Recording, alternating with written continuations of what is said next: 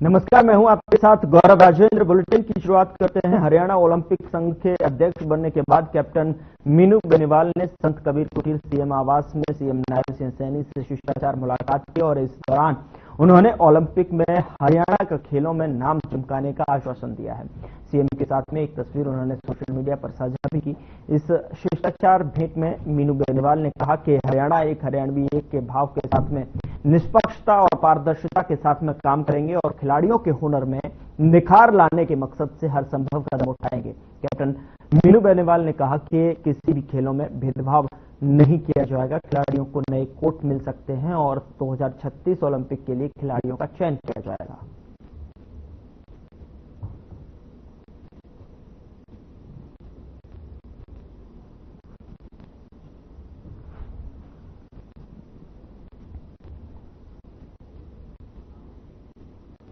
हरियाणा विधानसभा के उपाध्यक्ष डॉक्टर कृष्णलाल मिड्डा ने राजधानी युवा संसद की तरफ से हरियाणा विधानसभा सदन में हरियाणा युवा संवाद 2025 कार्यक्रम के आयोजन के लिए संस्था से जुड़े सभी पदाधिकारियों का आभार व्यक्त किया, जिन्होंने इस कार्यक्रम के लिए हरियाणा का चयन किया है। विधानसभा के उपाध्यक्ष डॉक्टर कृष्णलाल मिड्डा ने 2 दिवसीय हरियाणा युवा संवाद का शुभारंभ करने के बाद अपने संबोधन में कहा कि मेरे लिए सौभाग्य की बात है कि हरियाणा के उपाध्यक्ष होने के नाते देश के कोने कोने से चयनित प्रतिभाशाली युवाओं से मुझे इस महान सदन में संवाद करने का अवसर प्राप्त हुआ। ये मंच न केवल विचार विमर्श का स्थल है, बल्कि भविष्य की नीतियों के लिए प्रयोगशाला है।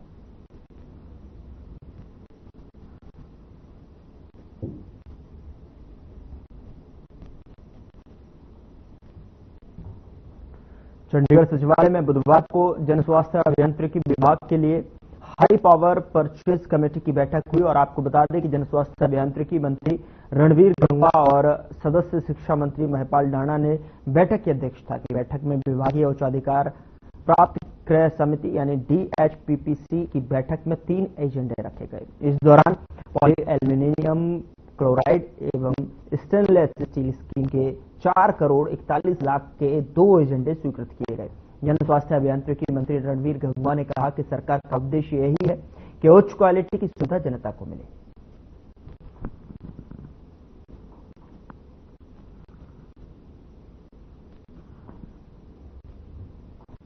हरियाणा सीएमओ में एक नई एंट्री हुई है। बता दें कि बीजेपी के प्रवक्ता राजीव जेटली को सीएम नायब सिंह सैनी का मीडिया एडवाइजर नियुक्त किया गया है।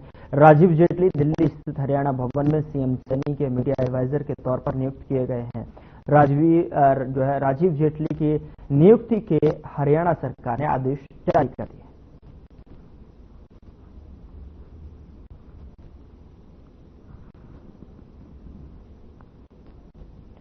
उधर फरीदाबाद के मवई गांव इलाके में युवती का सिर कटा शव मिलने से सनसनी फैल गई है। दरअसल आपको बता दें कि राहगीर की सूचना पर पुलिस मौके पर पहुंची और शव को कब्जे में लेकर पोस्टमार्टम के लिए सिविल अस्पताल भिजवाया। युवती की आयु करीब 25 से 30 साल बताई जा रही है, जो कि एक बोरे में अर्धनग्न अवस्था में गली सड़ी हालत में मिली है, जिसे अंदेशा लगाया जा रहा है कि शव 6 से 7 दिन पुराना है। पुलिस के मुताबिक आसपास के इलाकों की पुलिस से संपर्क साधा जा रहा है। जल्द ही मामले का खुलासा हो सकता है।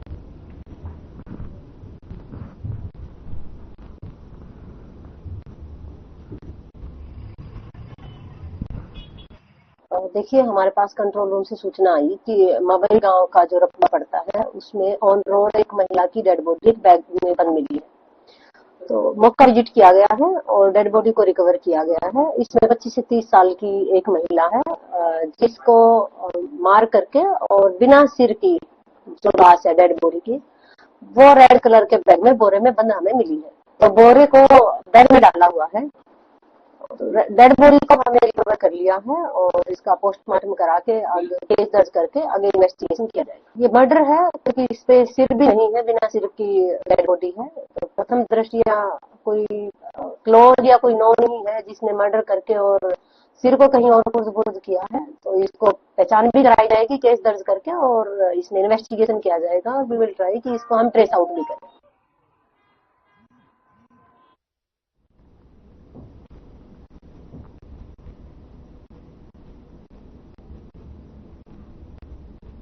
महेंद्रगढ़ के सीहोर गांव के पास जवाहरलाल नेहरू कैनाल में एक व्यक्ति के शव के टुकड़े मिलने से सनसनी फैल गई।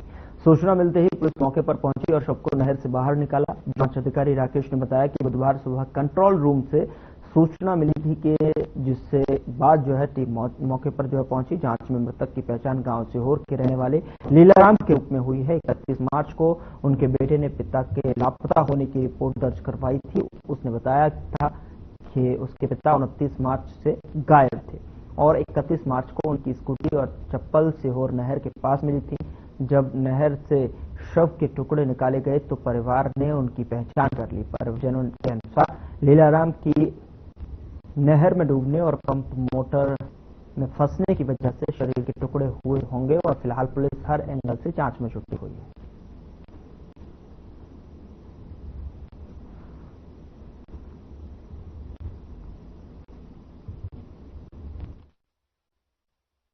ऐसा है जी, आज सुबह कंट्रोल रूम से एक टेलीफोन प्राप्त हुआ था कि सीहोर नहर के अंदर पंप हाउस के पास एक डेड बॉडी मिली है जो टुकड़ों के अंदर है।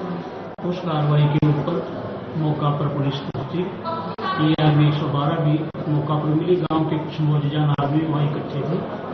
उस कहानी जैसे निकाल कर और उसका 31 तारीख को एक एफआईआर पहचान हो चुकी है, क्योंकि पुलिस ने भी यही बताया है, उसके परिजन भी थे। बाकी कंफर्मेशन के लिए डीएनए के सैंपल तो भेजे ही जाएंगे, बोन के सैंपल डीएनए। पोस्टमार्टम हो चुका क्या? पोस्टमार्टम हो चुका क्या? नहीं, अभी तक नहीं हुआ है, तो पुलिस पोस्टमार्टम पेपर लाएगी। कुछ बॉडी के पार्ट्स मिसिंग भी हैं क्या अभी? नहीं, मिसिंग नहीं है, वो इकट्ठे किए गए हैं पार्ट्स। अच्छा, एक्चुअली वो अलग अलग हो गए। अलग अलग। ठीक।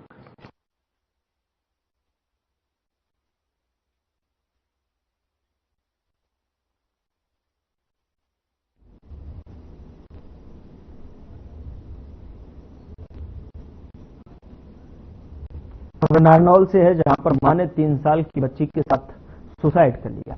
उसने पहले बच्ची को रेलवे ट्रैक पर चलती ट्रेन के सामने फेंका, जिससे बच्ची के शरीर के टुकड़े टुकड़े हो गए और इसके बाद वह खुद भी पास के कुएं में जाकर कूद गई। सूचना मिलते ही पुलिस मौके पर पहुंची। पुलिस ने महिला का शव कुएं से बाहर निकाला। रेलवे ट्रैक पर सिर्फ बच्ची के पैर मिले हैं और साथ ही आपको बता दें कि पुलिस धड़ की तलाश कर रही है। महिला का शव पोस्टमार्टम के लिए अस्पताल में भिजवाया गया।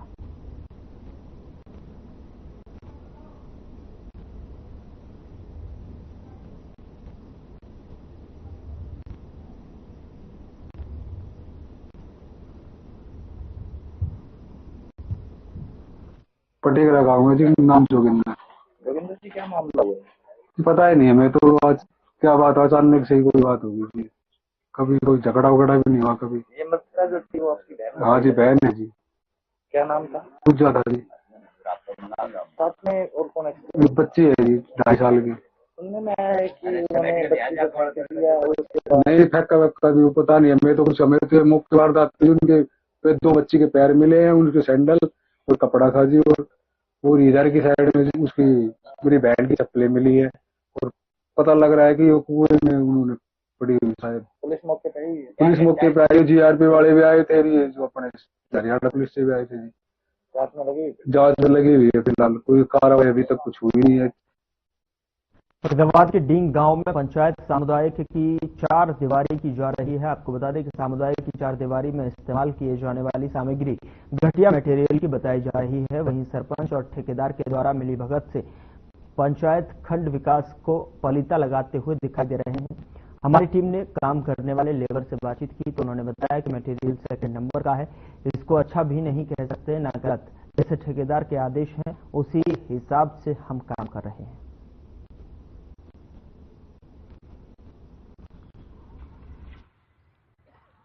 गन साहब जी, कौन सी जगह काम चल रहा है फिलहाल अभी? अभी बाटिका में चल रहा है, स्कूल वाली बाटिका। कौन सा गांव है? डीग के अंदर। किस चीज का काम चल रहा है?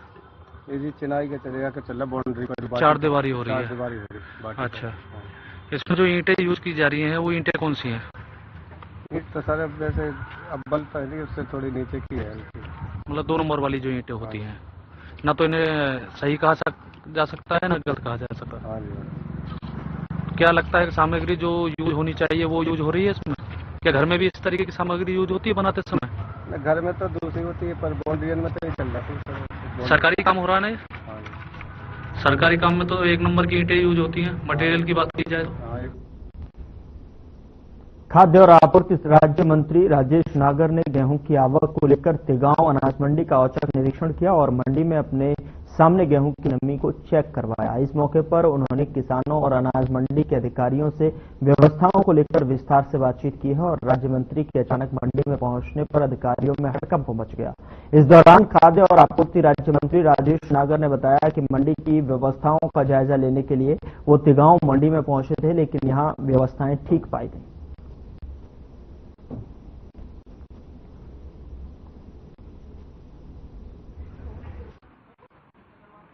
देखो, यहाँ देखने आया था कि सारी व्यवस्था और सब ठीक ठाक से चल रहा है, तो यहाँ पर आकर देखा कि कोई भी दिक्कत और कोई शिकायत नहीं है और आढ़तियों से भी और किसानों से भी बातचीत हुई है, सब ठीक चल रहा है। उत्थान को लेकर क्या कहेंगे? तो जैसे जैसे आ रहा है वो साथ साथ ले रहे हैं और इसमें कोई दिक्कत ना आए इसलिए ही आज दौरा किया गया। किसानों ने भी कुछ समस्याएं रखी हैं आपके समक्ष? नहीं, कोई ऐसी शिकायत आई नहीं है, कोई आएगी तो उसका समाधान किया जाए।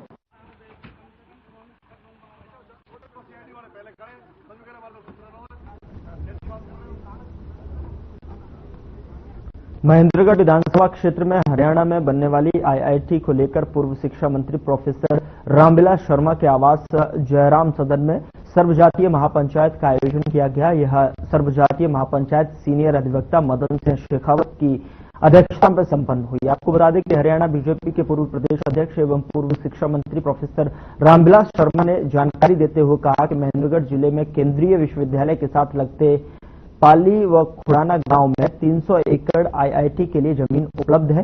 पानी एवं सड़क मार्ग की कनेक्टिविटी भी उपयुक्त है।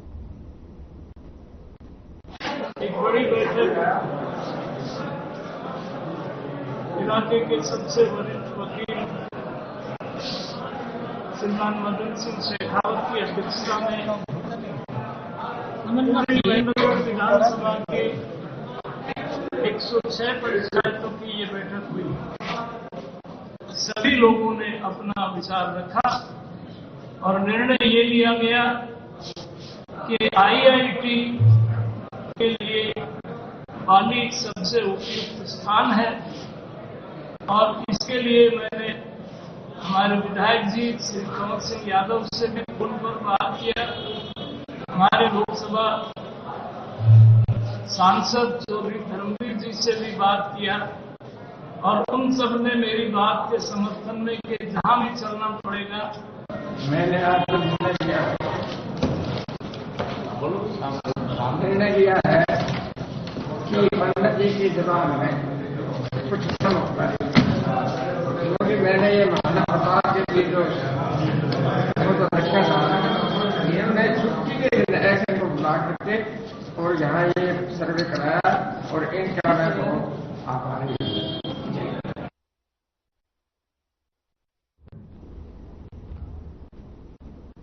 कुरुक्षेत्र में नशे के विरुद्ध बकेट चैलेंज का आयोजन किया गया और आपको बता दें कि जिसमें छात्र छात्राओं और गणमान्य लोगों ने भाग लिया। यह अभियान हरियाणा राज्य नारकोटिक्स कंट्रोल ब्यूरो की तरफ से चलाया जा रहा है। इस कड़ी में जेनेसिस कुरुक्षेत्र में नशे के विरुद्ध 436वां अभियान चलाया गया, जिसमें बकेट चैलेंज के माध्यम से शिक्षकों और विद्यार्थियों को नशे जैसी बुराई से दूर रहने के लिए जागरूक किया गया।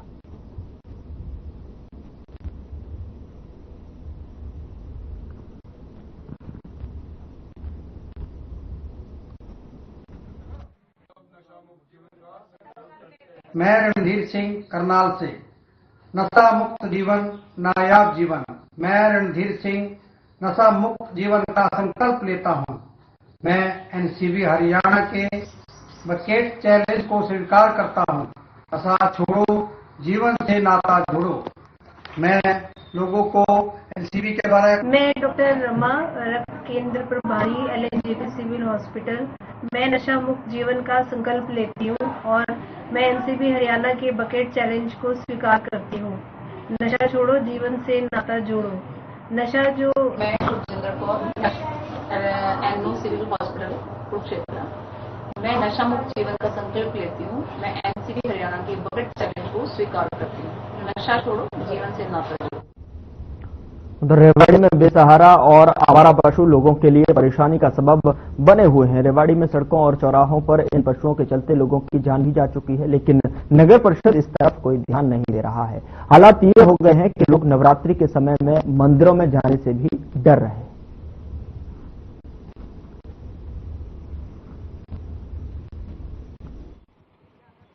बेसहारा पशुओं के लिए तो एक सीधा सीधा है कि हर गांव में पंचायत की तरफ से एक जमीन एक्वायर करवा के उसमें उनका बाड़ा बनाया जाए और बेसहारा पशुओं को उनमें इकट्ठा करके और वहां रखा जाए। और गांव से हमारी पंचायत की तरफ से भी हम पंचायत को सुझाव दिया था कि हम जो है पंचायत की तरफ से गांव में जो उनका चारा वगैरह इकट्ठा होगा वो चारा भी इकट्ठा करके देंगे और इन बेसहारा पशुओं को वहां उस बाड़े में डाल दिया जाए, ताकि आए दिन जो होने वाले एक्सीडेंट हैं और जो किसानों की फसलों को जो नुकसान हो रहा है उनसे बचाव हो सके। ये गलत है, मालिकों को बांध के रखना चाहिए, बांध के नहीं रखते और ये यहाँ घूमते हैं। इस समय नवरात्रि का समय चल रहा है तो भक्त लोग देवी मंदिर में आते हैं, देवी स्थान बहुत। ये बाहर आवारा पशु घूम रहे हैं गायें वगैरह, तो इसको लेकर क्या कहना चाहोगे? टोल करना चाहिए, गाय को घर बांधकर जो जानकी पांडे जी, क्या कहना चाहोगे जो ये बाहर आवारा पशु घूम रहे हैं? इनको बंद करना चाहिए। क्या मंदिर में भी आ जाते हैं? बिल्कुल अंदर आती है मंदिर के। उधर पलवल में लंबे समय से पुलिस को चकमा दे रहे वकील को पुलिस ने कोर्ट से घर जाते समय गिरफ्तार किया। दरअसल आपको बता दें कि डीएसपी नरेंद्र खट्टाना के नेतृत्व में गठित टीम ने वकील को पलवल के आगरा चौक से जो है गिरफ्तार किया है। गिरफ्तार किए गए वकील शेर सिंह सहरावत पर शराब पीकर चौकी में तैनात एसपीओ से जाति सूचक शब्दों का इस्तेमाल कर जान से मारने की धमकी देने का मुकदमा दर्ज है।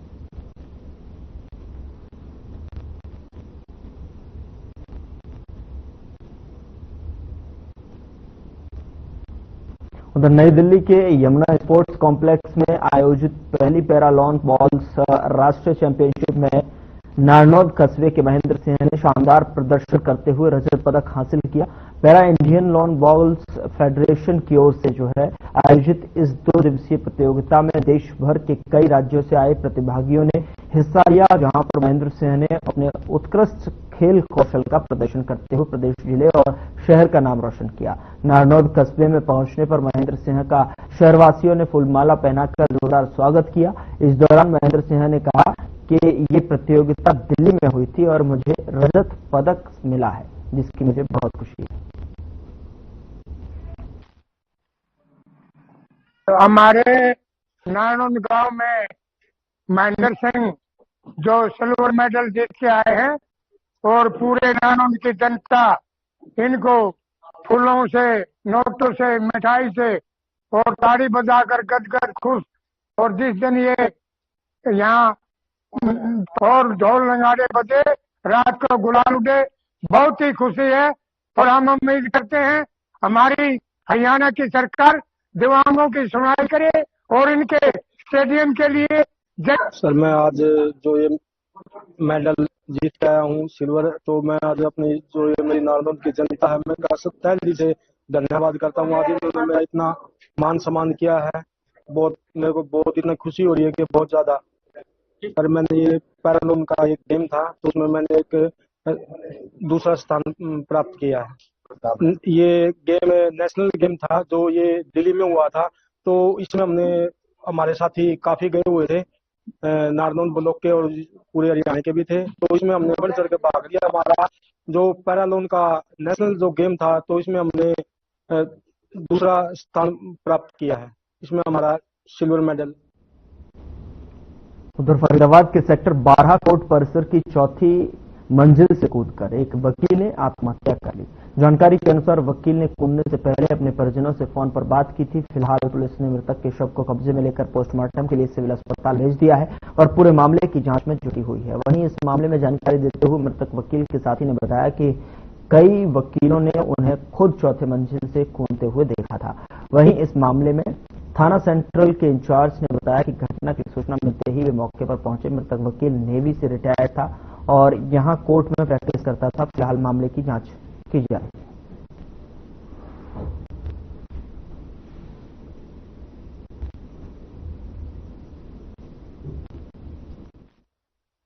सर जेपी धनखड़ ये वकील साहब हमारे थे और आज करीब चौथी या पांचवी मंजिल से, अब ये भी कंफर्म नहीं है, बट 4th फ्लोर से बता रहे हैं कि 4th फ्लोर से गिरने की वजह से इनकी डेथ हो गई। हालांकि उन्हें जैसे ही ऊपर से गिरे हमें पता लगा, हम सारे लोग गए और तुरंत उन्हें एम्बुलेंस में बिठा के एम्बुलेंस में उन्हें ले जाया गया हॉस्पिटल, सर्वोदय हॉस्पिटल। तो रास्ते में ही उनकी एक्सपायर हो गई। वकीलों के चैम्बर के ऊपर, बिल्डिंग के ऊपर से एक आदमी कूद गया है। मौके के ऊपर पहुंचे, पता चला कि कूदने वाले का नाम जेपी धनखड़ एडवोकेट है, मछगर गांव के रहने वाले। उनके परिजन भी, शायद भाई भी उनका जो ना ये कोर्ट के अंदर ही आया हुआ था, आपस में उनकी कोई बात हो रही थी। वो चीज अभी जो ना अभी पता चल पाएगा। फिलहाल उसको जो है ना उसके भाई वगैरह जो भी है या मौके पर जो बंदे थे। उधर सरकार द्वारा नागरिक अस्पताल के पास वर्षों से जो है बनी पुरानी अनाज मंडी को डिनोटिफाई कर दिया है। आपको बता दें कि इस मंडी में किसान 31 मार्च तक ही अनाज बेच सकता था, लेकिन अब 1 अप्रैल से यहाँ पर किसान अपनी फसलों की जो है यहाँ के आड़तियों को नहीं बेच पाएगा। बता दें कि अनाज मंडी डिनोटिफाई होते ही यहाँ के व्यापारियों का धंधा भी चौपट हो जाएगा।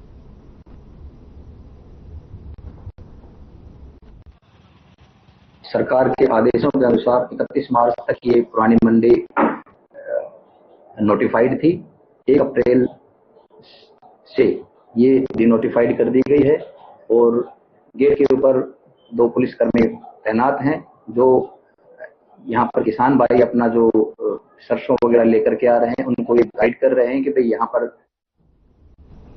घनश्याम प्रसाद फरीदाबाद के राष्ट्रीय विद्युत प्रशिक्षण संस्थान यानी कि एनटीपीआई के 60वें स्थापना दिवस पर मुख्य अतिथि के रूप में शामिल हुए, जहां उन्होंने एनटीपीआई की महानिदेशक डॉक्टर तृप्ता ठाकुर के बारे में बोलते हुए कहा कि उनके आने से पूरे देश के ट्रेनिंग संस्थानों को नई ऊर्जा मिली है। साथ ही उन्होंने कहा कि केंद्रीय मंत्री मनोहर लाल की देन है कि पहले उनको लाइन डालने में काफी परेशानी आती थी, लेकिन उन्होंने भारत के सभी प्रदेशों के साथ बैठकर जो है का निर्णय लिया है और जिस खेत या लैंड में लाइन निकल कर जाएगी उनका भी मार्केट रेट पर मुआवजा दिया जाएगा और इस नीति को उन्होंने पास कराकर लागू भी कर दिया है।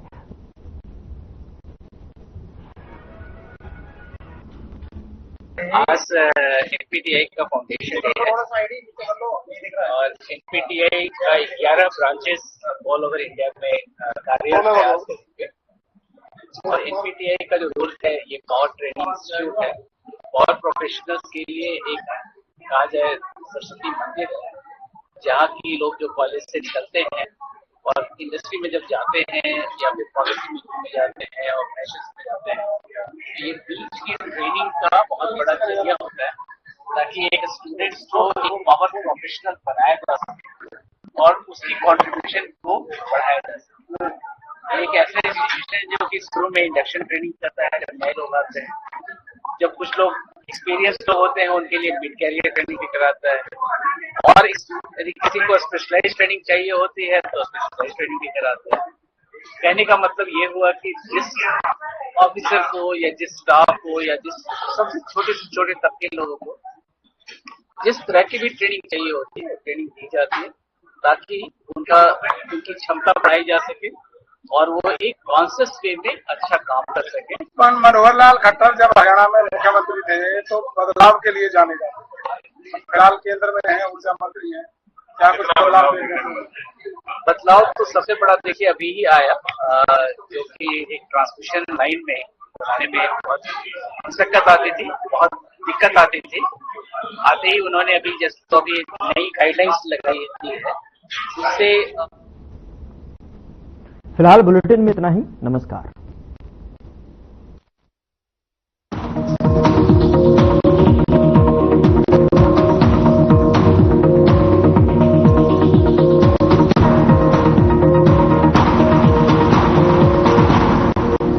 क्या